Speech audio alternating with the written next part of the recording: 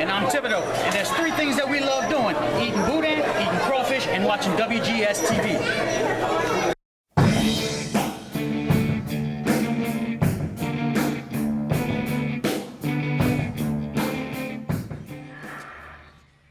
Hello everyone, welcome to another installment of WGS-TV right here on youtube.com/WrestleGamer and ZFX-TV. I'm Billy Boudreaux, being joined by a couple of guys. First off, he is the host of Hardcore Wrestling Radio, which can be heard every Wednesday night on blogtalkradio.com/Hardcore Wrestling Radio, the illuminous one, the shining star, Rick Starr. Rick, how you doing? I'm doing all right, Billy. How you doing?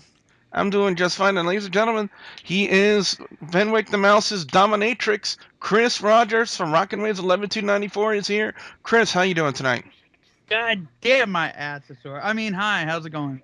Well, we're going to be talking about Monday Night Raw for the week of January 21st, 2013. And we're going to be opening up with Vicky Guerrero and Paul Heyman coming out to kind of give their reactions to the Rock concert.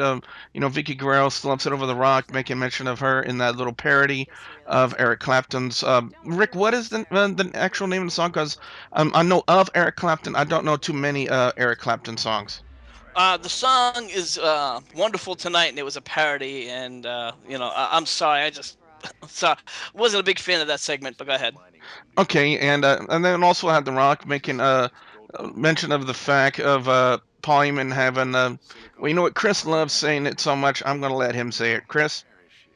Twinkie tits. Yes. Now trending worldwide on Twitter. And WGS-TV, and that's more important. But anyway, so basically, Vicky Guerrero and Paul Heyman didn't like that.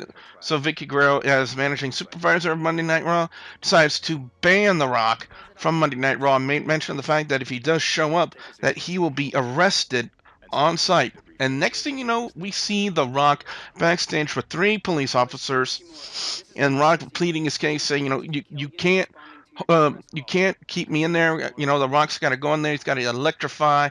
He's got to entertain the crowd. And one of the police officers says, Rock, if you do come in here, I will be forced to arrest you. And Rock was saying, no, you can't arrest The Rock. And that made mention of, we made a comment about Vicky Guerrero, and it was some sort of derogatory comment, which I dare not repeat. But anyway, it was still a very entertaining way to open up Monday Night Raw, and The Rock also making sure on his promise that he will be on Monday Night Raw, and will be inside the People's Ring one way or another.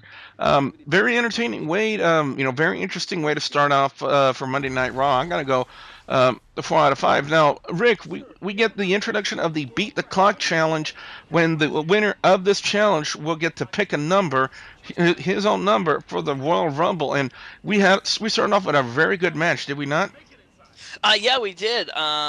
It was Randy Orton versus Antonio Cesaro, and if I'm not mistaken, you said we saw this on Main Event, did we not? Yes.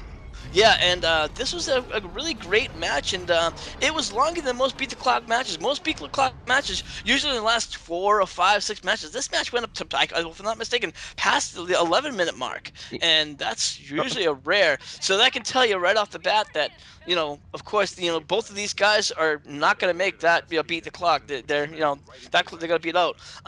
Nonetheless, Randy Orton did beat Antonio Cesaro with the RKO, but this is a really back and forth match. Excellent match for an opener match. I'll give it a 4 out of 5. Officially, the time limit was 11 minutes 36 seconds. You are correct. But again, just for that for Beat the Clock, it's very rare that we see a match go that long. Wouldn't you agree? Yeah, definitely, because, just like you said, normally when you see a Beat the Clock challenge, I'm pretty sure Chris would agree on this assessment too, that we would see anywhere between like a 4-minute to a 5-minute match, but we did not see that on this week's episode of Monday Night Raw, on this Beat the Clock challenge.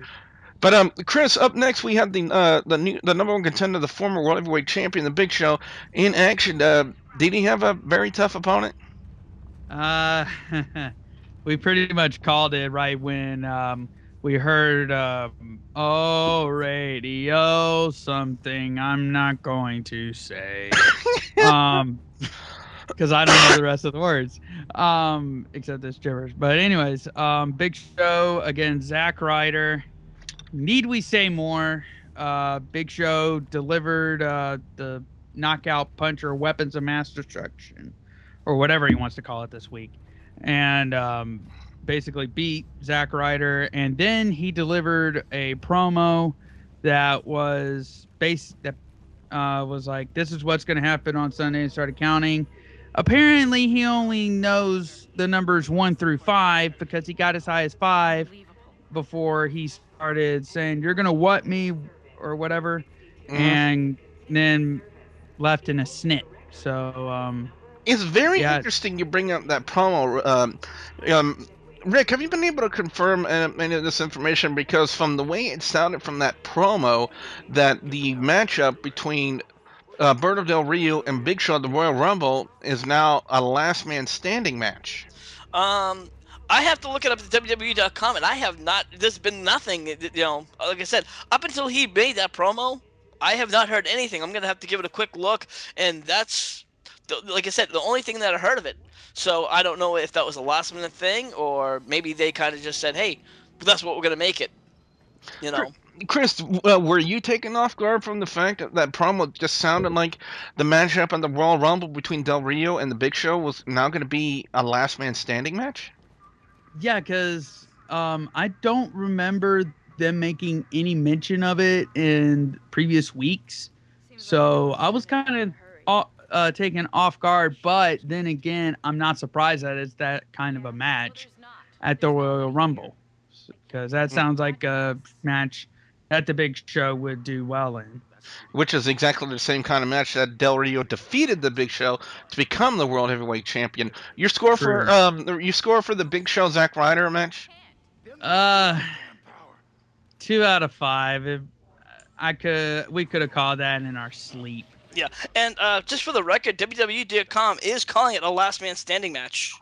Hmm.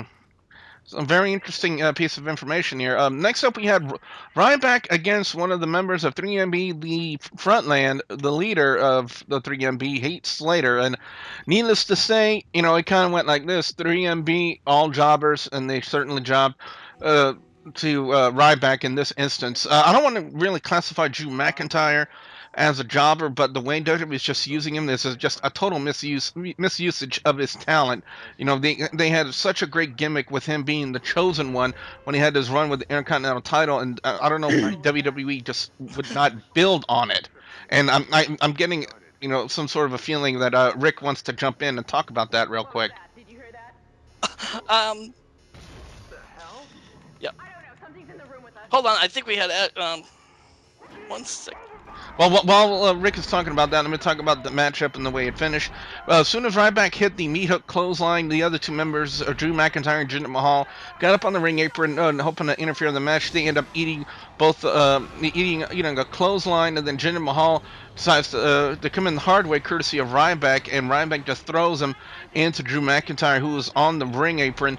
And Drew McIntyre's head, I don't know if you guys caught that, but man, his head kind of smacked kind of hard against the back of the Yeah. security railing, but it didn't look it was any worse of the wear later on the night when we'll get to it when we talk about it. Yep. But as far as this match goes, Ryback hits the shell shock, and then gets on the microphone and cuts a promo after he pins Heath Slater, obviously, and then cuts a promo about how the Royal Rumble is going to be his kind of match, and his ticket, his shot into getting into the main event at WrestleMania. So very interesting to see how Ryback will be worked in this Royal Rumble. I know there are speculations about for the Royal Rumble because we got so many different people, 30 different guys in the Royal Rumble. So it's very hard to say who's going to be going into it. But I'm going to go 3.5 out of 5 for the Ryback Heath Slater match because it was just too plain obvious that Ryback was the one that was going to go over. If Heath I agree. Slater was going to go over on Ryback, I would start dating. That, but for those close of you who know me, you kind of understand the meaning of that. But Rick, let's go to The Rock was backstage, and Vicky Guerrero came in and made the announcement that CM Punk was going to be in the ring very shortly to address the people, and of course Rock made reference to that Vicky Guerrero still looked ugly tonight. I'm going to leave it at that. But let's get to this promo by CM Punk. Rick, your thoughts about what CM Punk had to say? Well, CM Punk, of course, came out the ring and he talked about how he was still the champion, and he said that despite what The Rock had said, that he had earned his that he had earned all his rights to be champion, and that despite what The Rock had said, he's still gonna be the champion after the Royal Rumble, because The Rock just thinks that uh, that Vince McMahon was nothing more but the proverbial. I guess he was the choice of the flavor of the month. That's what So after he done all this spiel, it was an okay, but I think it's pretty good. But I think it's kind of just getting to be the same thing over and over each week. Wouldn't you agree? It's a good. It's really good, but it's also the same thing each and every week. Yes, yes, it's getting to the point, yeah, where it's getting repetitive, but it's the way it's being worked and the way it's being executed that I deem it to be really epically flawless. It is flawless. Don't get me wrong. And like I said, he does, continue to say for the 428 days I have been your champion. I have earned this right, and he's just, that self entitlement, attitude that he has, and he's just talked about how he has that right, and I agree. I agree with what you're saying. The way how he pulls it off is great. Um, but it was kind of like you could tell that it wasn't more of the shoot this time as opposed to more kayfabed. You know what I mean? I like Exactly. when it's sometimes where it's like, is this kayfabe or is it shoot? And this time it was really straight out kayfabe, so to speak. Your score for the promo? Like I said, excuse me. I'll have to give it a 3.5 out of 5. Chris, matchup number 2 in the Beat the Clock Challenge, where the time on the clock was set at 11 minutes 36 seconds, pitted Money in the Bank winner Dolph Ziggler against former WWE Champion, Intercontinental Champion, United States Champion, former heel turned face, and now very entertaining, by the way, The Miz.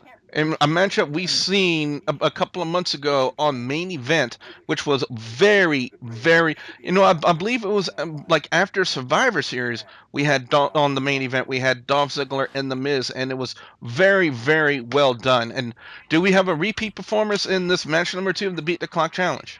In my opinion, yes, we do. As Billy said, Ziggler comes out with, as Mick calls him, the Black Gerber baby, and AJ, and then the Miz comes out, and and it's very back and forth throughout the match, in my opinion, at least.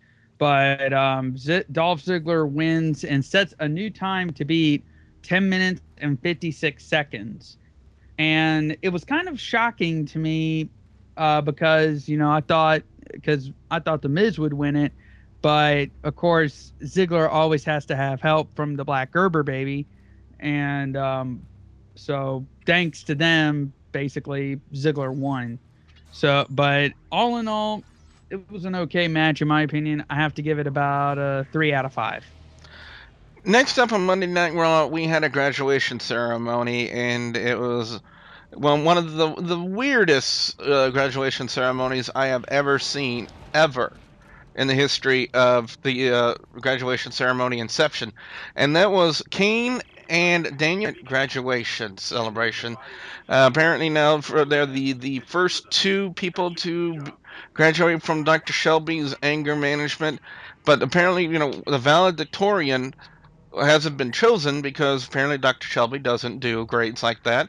So he asks Kane and Daniel Bryan, among you two, who should be the valedictorian? And the valedictorian's going to come up and share his feelings. And as soon as we saw that, Daniel Bryan, with his slicked over hairdo, said Kane should be the valedictorian. And Kane retorts, no, you should be the valedictorian. And, they started going back and forth. And then Dr. Shelby starts screaming in his usual manner and then said, guys, would a hug make y'all feel better? And of course, Kane and Daniel Bryan said, yeah, probably. And then next, we started, a hug off, a hug-a-thon. It started with Michael Cole and Jerry the King Lawler. Then, God. then it went to the timekeeper and ring announcer Justin Roberts. I think it would have made that better if the timekeeper and Lillian Garcia. Yeah. That would have been a much more appeasing thing to see Hell yeah. than two grown men hugging each other. And then next thing you know, we go to the crowd, we go to the audience, we go to the fans. They're going all over the place, and everybody starts hugging everybody, and I felt left out. No, I didn't. Then next thing you know, we see the embrace of Dr. Shelby, Kane, and Daniel Bryan as they hugged in the middle of the ring, and they started jumping up and down like cheerleaders. Yeah, let's see. My name is Daniel Bryan. I'm going to go to the back and find out what I'm doing tonight. Guys, what am I doing tonight in the middle of the ring? You're graduating from anger management, and you're going to be hugging Kane and Dr. Shelby, and you're going to start jumping up and down and then questioning your sexuality. Yeah, that's what you're doing. Okay, WWE. Entertainment-wise, it's gonna get a 4 out of 5, but reality-wise, 3. Wow. You know what? I'm sorry. I need to step in there. I had to fast forward that I wouldn't have not even given that a 2, my friend. But I think that was probably one of the worst segments in WWE history. That Amen. was just, sorry. That's just my personal opinion. Apparently, they needed time. They needed segments that were complete shit. Or can we say that? No, Can we say that? I'll let that one slide. All right, we have to have segments that are complete crap, to fill 3 hours, because apparently they didn't think going 3 hours. They didn't think that the whole way through. So I think that's why they had this segment, was to basically fill time, because they obviously couldn't put a Divas match on.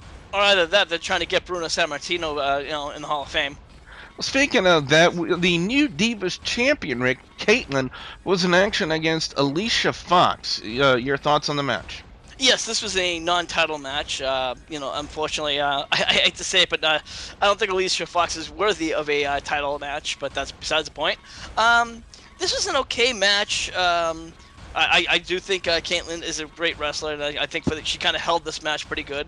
It was a little bit longer than 3 minutes, but for the most part, I think Caitlyn pretty much dominated the match. Overall, Caitlyn wound up getting the win with a spear, which apparently seems to be her new finisher move, and she got the win with a 3 count. Well, win with the spear, win with the cushion. She's gonna win with the win with a 3 count. Hello. Yep. Your score on the match? I'll give it a 3.5. Nothing, fantastic. It was okay. It was a typical Diva match, just a little bit longer, I think. Now, one thing I failed to mention, I want to bring it up, very quickly, because, for some reason I just felt like mentioning it. Apparently, during the Big Show Zack Ryder match, Brad Maddox jumped out of the audience, similar to what he did on Main Event. But on this time on commentary, he was only there for about a minute and a half at best, because that's how long the Big Show Zack Ryder match was. But WWE, Brad Maddox may be claiming that he's the Brad Maddox experience, but every time I go to that YouTube channel and I watch that one video you have on his channel, I have still yet to experience anything. I still haven't yet to experience anything. They should include a money life back guarantee. If you are not satisfied with the Brad Maddox experience, you get that minute and a half of your life back. No, you know what? I'm sorry. I disagree with you. I have experienced something when I watched it. What's that? Ultimate boredom. I thought you were going to say nausea. But well, diarrhea also counts. Well, speaking of diarrhea, Paul Heyman's backstage with CM Punk and promises him, you go to the skybox and I'm not going to do a pipe bomb, but I'm going to do a Paul bomb. Now, Chris, when Paul Heyman went out there, he started, saying he was going to be an interpreter for the simple-minded masses out there who were not articulate enough to understand what CM Punk was saying. Basically calling the fans stupid, the Rock stupid. What happened next, Chris? Well, as Twinkie Tits was chatting away, we hear, "If you smell what the Rock is cooking." And apparently, the Rock has bought that ticket that was mentioned earlier from the police officer. He was able to get into the arena, and basically the Rock gets in the ring, tells Twinkie Tits to leave. And then we basically The Rock delivers what I thought was a pretty good promo, and then all of a sudden the lights go out, not because Chris Jericho, but because the Shield enters the ring and basically starts beating down The Rock. And at the end of the promo, at the end of the segment, it's the triple power bomb that they did to The Rock. Yeah, that. Which you can also get from Jack in the Box for $3.50. We see The Rock bleeding from the mouth, which a lot say was fake. I think I don't know what to make of it, but it was an okay segment. Still, I have a feeling that the WWE does not know what to do with the Shield. I still think that they're just putting them against everyone. They're becoming annoying. They're becoming a lot like what the Nexus was. And God knows we don't need another one of them.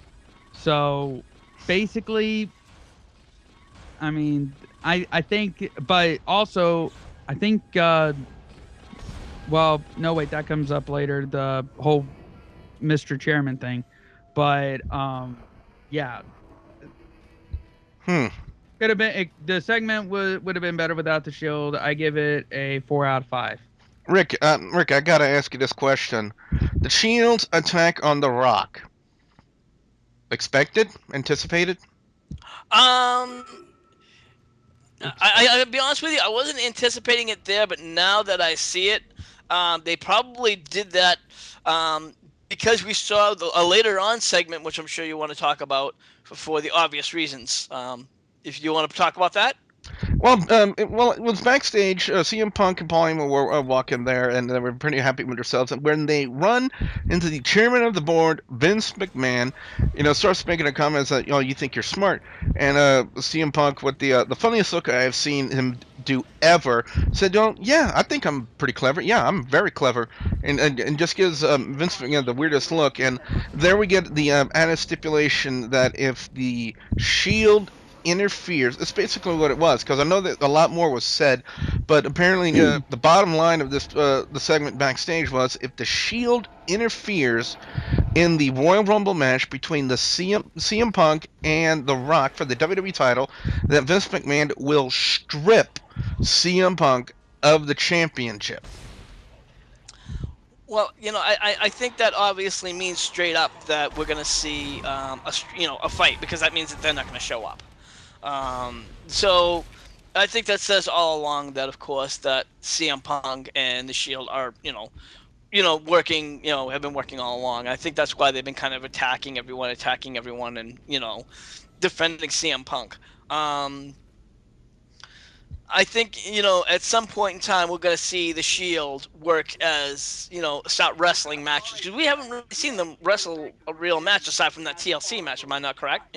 Yeah, you are correct. I wasn't sure if we know that they are working in NXT, but I don't know if they're working in house shows, as far as to my knowledge. But sooner or later, that's probably going to happen. I'm probably guessing maybe after Royal Rumble, or maybe even after WrestleMania. But I think that'd be a little too much of a wait. I want to ask Chris the exact same question I just asked you, Rick. Chris, the Shield's attack on The Rock, were you surprised by it, or did you anticipate that happening? I kind of anticipated something like that happening because, normally we see The Rock come out at the end of Raw, and understandably, they weren't going to put him on last because of Royal Rumble thing, but still, I kind of had a feeling that early and it was around 10 o'clock, wasn't it? This happened? Or the beginning of the third hour, yes. Yes. So to have him on then, I kind of had a feeling that he wasn't going to walk out of there all, hunky-dory, ready to kick ass, Mm-hmm.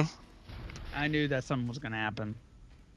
The final match in the Beat the Clock Challenge, with the time set at 10 minutes and 56 seconds, pitted Sheamus versus the current Intercontinental Champion, Wade Barrett. This is basically a matchup of the United Kingdom for those of you who are fans of WWE 12. Great match. Very interesting way to close it out. Dolph Ziggler runs out of as soon as Sheamus with about a minute and 40 seconds left, setting up for the bro kick. We had AJ Lee run into the ring, actually pretty damn fine in them jeans, I'll tell you that. And distracting Sheamus. I think anybody would be distracted by AJ, honestly. But next, Wayne Barrett hits the sidewalk slam. The winds of change. I don't know if they'll still call it, but hell, hey, on the review, I'm still going to call it the winds of change. But next thing you know, Sheamus gets up and then hits the bro kick, but just not enough time. Time expires. Dolph Ziggler ecstatic that he won the Beat the Clock challenge until he went backstage with Vicky Guerrero and started gloating over the fact that, yeah, I get to pick a number. But Vicky Guerrero corrected him and said, yeah, you get to pick a number. The number's either 1 or 2. Basically, Vicky sticking it to Dolph yet again. Other than that, the Sheamus Wade Barrett match was very entertaining. I thought it was a great match between these two guys. I got to go 4 out of 5 on this one. Rick, up next, we had the World Heavyweight Champion, Alberto Del Rio, in action against, well, Big Show had some less than stellar competition earlier in the night. Would you say the same about Del Rio's opponent? Yeah, this was another squash match against Tensai. I will have to give it, it was not a bad match, where he did a pretty good moonsault, which it seems to be, I don't know if that's his finisher, but it was a good match to finish him off, and we usually see him with his cross arm breaker, which is a tap out, but I've never seen him do the moonsault. He might have done it when he was in AAA in Mexico a few times, if I'm not mistaken. But I've never really seen him utilize the moonsault as a finisher in the WWE. Yeah. So, nonetheless, it was a phenomenal match. Phenomenal. Like phenomenal move. He did. And that was great for him. Sorry. And nice little spot for him. Of course, Tensai just looking like a, jobber as always. And, he did a little, promo after that, which seemed to be mostly in Spanish. So I have to admit, I just kind of, fast forwarded. So I really didn't. Yeah, I do remember the comment. I do remember the comment I made during that. I'm like, okay, when did WWE start fitting Dora the Explorer segments into their programming? Yeah, I think if they're going to at least do that, I think they should at least put it in subtitles. Yeah. What? Here's what I have to ask. What the hell happened with Lord Tensai? Because when he came in, they were promoting him and all. Then now he's like, what the hell? Well, I guess because people kept mistaking him for Albert. But we've seen this happen before. It's not a mistake, though. It's not a mistake. Well, yeah, but we've seen this happen, with a lot of other wrestlers in the past. And you know what? I wouldn't be surprised if this happens with Ryback. I mean, we've seen wrestlers come in, get a good push, and then all of a sudden, just get dropped down to nothing. But you see, Lord Tensai, here's the difference between Ryback and Tensai, in my opinion. Tensai, if I'm not mistaken, never received a title shot. And not only that, Ryback he ate his manager Sakimoto. Yeah, and the rice that was thrown at him as well. One of our good friends, Ashley, did make a good point. He said that Tensai, can't cope with the U.S. style. He fitted into the Japan perfect, which is a lot of reason why he was Lord Tensai, which is why he came into that, that gimmick, that Japanese gimmick. So. But there were too many fans who recognized him from his previous runs as A-Train, Albert, Prince Albert, whatever you want to call him. It's just his face was just too recognizable to make the Tensai gimmick work. That's I believe is why the Tensai gimmick is where it's at right now in the WWE, just jobber status in a sense. But let's go ahead and by the way, Rick, your score for Del Rio and Tensai? I wouldn't even. I'd say if giving it a 3 would be kind of giving it too much, more than a gift. No real entertainment there. All right, before we get to the final segment of Monday Night Raw, Chris, I got to ask you this question. Alberto Del Rio as a face, yes or no?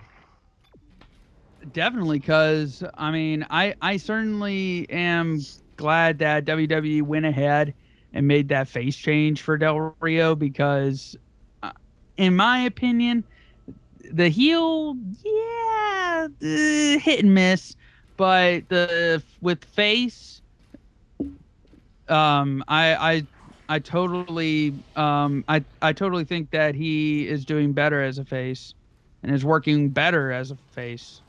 Rick, would you? But Well, let me ask Chris this. Rick, would you agree with that?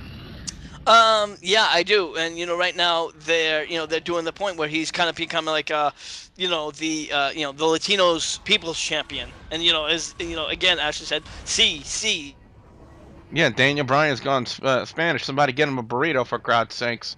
Let's Yeah. get to the hey, Billy, yeah. Billy, you forgot to mention one thing before the main event. Oh, yeah, the announcement of the second inductee into the WWE Class Hall of Fame of 2013. We found out last week. Well, it wasn't really a find out because we kind of anticipated it, and that was Mick Foley being announced. And now tonight we get announcement number 2, the second inductee into this year's class of for Hall of Fame. None other than Bob Backlund. Rick, your reaction. I think Bob Backlund is well deserving of it. Multi-time world WWF champion. It's great to see some of the older guys in that. We names that we kind of know, and I'd like to see them in. It doesn't always have to be names like Stone Cold Steve Austin or Edge or names are just past the names just within the past 30 or 40 years mark. So yeah, it was really good to see that. you know Chris, your reaction to the announcement of Bob Backlund going into the Hall of Fame. I I am certainly glad that he's going in, well deserving of it. Long overdue, a lot of people would think, myself included, long overdue for Bob Backlund to get into the Hall of Fame. If I do remember correctly, there was a story that that at first he kept turning it down over the fact that Yeah. he wanted to have one more run in the WWE and possibly make a run at the WWE Championship. But apparently now with the announcement tonight, apparently he caved in and decided to accept the huge honor of being in the Hall of Fame.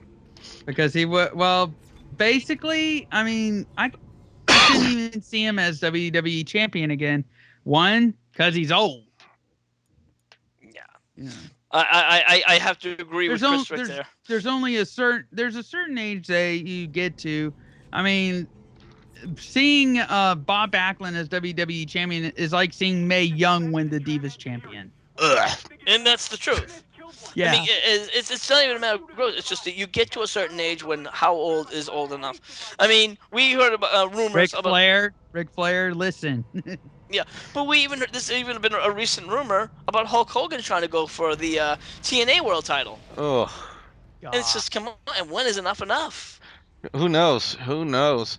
Well, let's get to the final segment because of courtesy of Chris. I have a taste of fruit in my mouth. Thank you, Chris. And it's John Cena coming out to cut a promo of the Royal Rumble. He points out to 3 people. First off, it was a kid, and apparently, the kid that plays video games. And Cena looks at him and said, "Hey, wait a minute. You're that 10th level prestige that keeps punking me out and calling me a noob on Call of Duty Black Ops 2. You know, my username is Skidmarks187, and Lord, I don't know how many requests and messages. There's got to be somebody out there who actually has that gamer tag Skidmarks187. I feel so bad for that poor soul because he's going to be bombarded with messages saying, is this John Cena? You can't see me. Is this John Cena? Is this the Fruity Pebble? Is this John Cena? I'm pretty sure that he's going to wake up to hundreds and hundreds of messages on Xbox Live the next morning. But then next he points to a woman and starts making comments about yoga class and stuff like that. And points. There was. Go ahead. Billy. I looked up Skid Marks 187. Gamer score 1,175. His games Gears of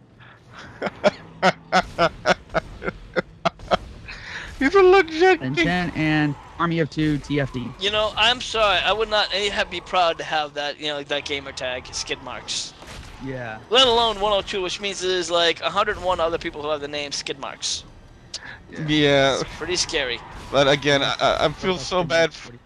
Well, then again, I feel so bad for Skid Marks 187 because, like I said. Oh, I'm sorry, 187. My mistake. Yeah, he's gonna be bombarded with messages about, is this really John Cena and whatnot, back and forth. And, basically his inbox on Xbox Live is going to be flooded with messages and requests and whatnot. But John Cena then turns his attention to the woman, like I said, and talking about, doing yoga classes on Sunday, and then points out this. Well, I don't want to call him fat because I'm on the husky side myself. Chris, shut up. And basically, there were two fans at ringside who apparently are fans of themselves and brought giant blowing up pictures of their head and their faces, and instead of showing fan signs, they had those pictures up and they were showing it to everybody.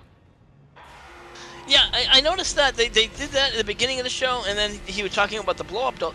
I didn't know. I personally, we talked about this during the show, and I think they were plants because they kept on zooming on these guys all throughout the show.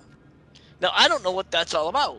Well, John Cena made reference to the fact that, he's had the same kind of Sundays that the Husky guy had, and that involved working out to body fluids, some of them not his own, and having a purchase for 147 a receipt for 147 Jaeger bombs and 2 blow up dolls, and can only find one.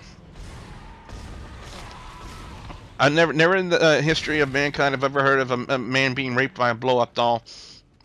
But anyway, long story short, it was a basic promo for the Royal Rumble by John Cena, turned in a very entertaining way, as John Cena can only do.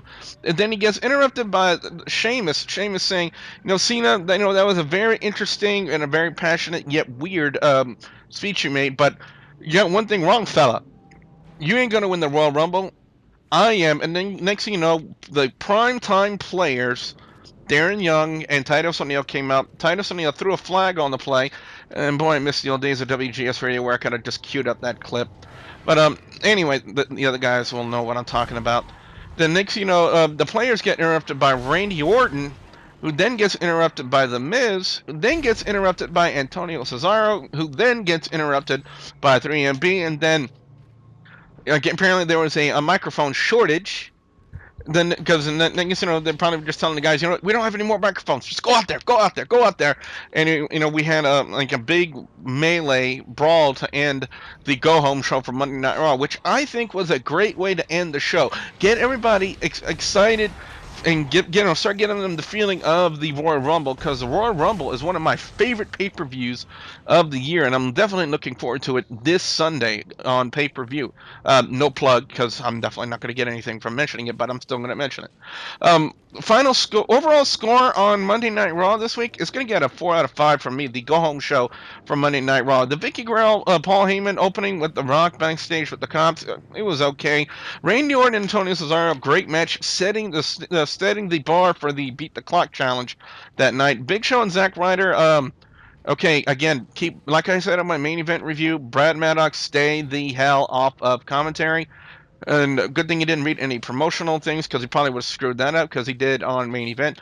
For those of you who are wondering what I'm talking about, he was reading a promo for WWE 13 as is. WrestleMania 13, the official racing subway game of the WWE. Next, Ryback and Heath Slater was, kind of expected. I love the promo with CM Punk. Dolph Ziggler and The Miz, great match. And Ziggler goes on to win the Beat the Clock challenge, and of course, I can only choose between 1 and 2. The anger management graduation ceremony, why? That's all I can say. Caitlyn and Alicia Fox. If Alicia Fox ever becomes Divas champion, then that's officially WWE taking a dump on women's wrestling. The segment involving Paul Heyman, then The Rock, and then The Rock getting beat down by the Shield. Very interesting. And then, of course, we get the added stipulation by Vince McMahon that if the Shield interferes in the matchup between CM Punk and The Rock at the Royal Rumble, then CM Punk will be stripped of the WWE title. The final match of the Beat the Clock Challenge, Sheamus versus Wade Barrett, great match. They end up running out of time, but it was still a good match to watch. Del Rio and Tensai. Um, I think I can buy into Del Rio being a face. I mean, they're going so much over the top to push him over as a face, especially changing Ricardo's tie into the Mexican colors.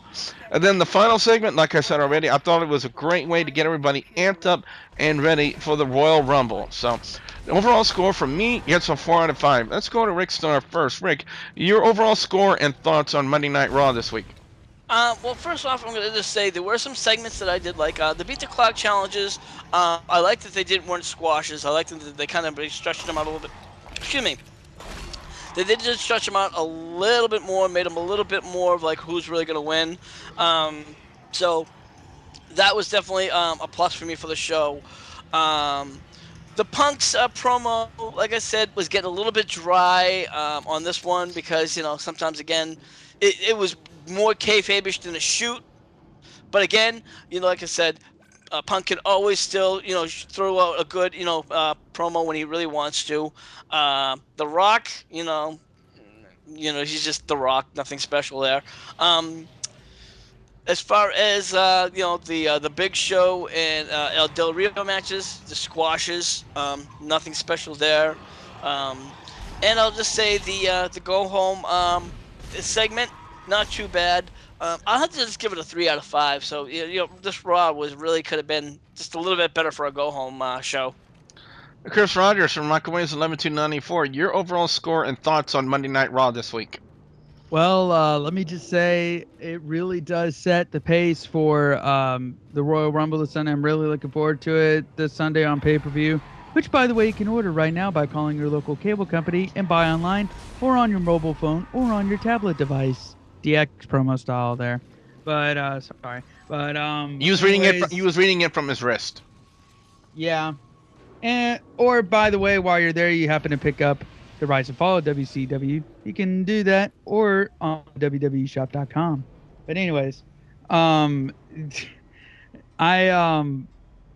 think it was a very good Raw this week. Some of the segments, like the anger management, it'll probably go down as one of the worst moments in WWE history. But all in all, I'd have to give it a 3.5 out of 5. So what we want to know now from you guys out there, the viewers and subscribers, your thoughts on Monday Night Raw this week. Be sure you put your comments in your comment section below. We've had quite a few people making very interesting comments and views as of late here on WGS-TV. I hope those guys continue to make those kinds of observations and comments right here. As we always love to hear back from you guys here on WGS-TV. Don't forget to like and favorite this video, guys. Rick Starr has Hardcore Wrestling Radio coming up this Wednesday night. Rick, what you got coming up? Well, this Monday we will, of course, have our Hardcore Wrestling Radio, 8 o'clock Eastern Time, 7 Standard. And, of course, I will be ranting about The Rock. We will also talk about the fallout of the Royal Rumble. As always, our show is an open show where anybody is always welcome to come on. And if you've got something you want to talk about or rant about, feel free to come on. We have our Skype line, Hardcore Crew 1. And, of course, anybody else wants to come on, we have a Facebook page, and that's Hardcore Wrestling Radio. Come on in, and feel free to make your comments. Chris Rogers over on Rockin' Waves 11294. Chris, what you got shaking over there? Well, we got, we're actually becoming a real network now. We're getting more DJs involved. As a matter of fact, Billy Core's Classics will be returning this Thursday at 5 o'clock, right after my show. Also, we have a new comer, Randy Cartson. He'll be coming your way every Tuesday at 5 o'clock. And yet another DJ, Jay Wakefield, will be coming your way soon on Rockin' Waves 11294. Plus, we're making a few changes. We're now broadcasting in high quality and in high definition, kind of. So come by and check us out. And where can the people check you out? blogtv.com/people/Chris Master 1/2. Also, you can check us out on Facebook. The Rockin' Ways 11294 Radio Network is the name of our group. Also, I now have a Facebook page for my YouTube, Chris Master 1 on YouTube. You can check me out there and see me promoting my show and other YouTube ventures I'm doing.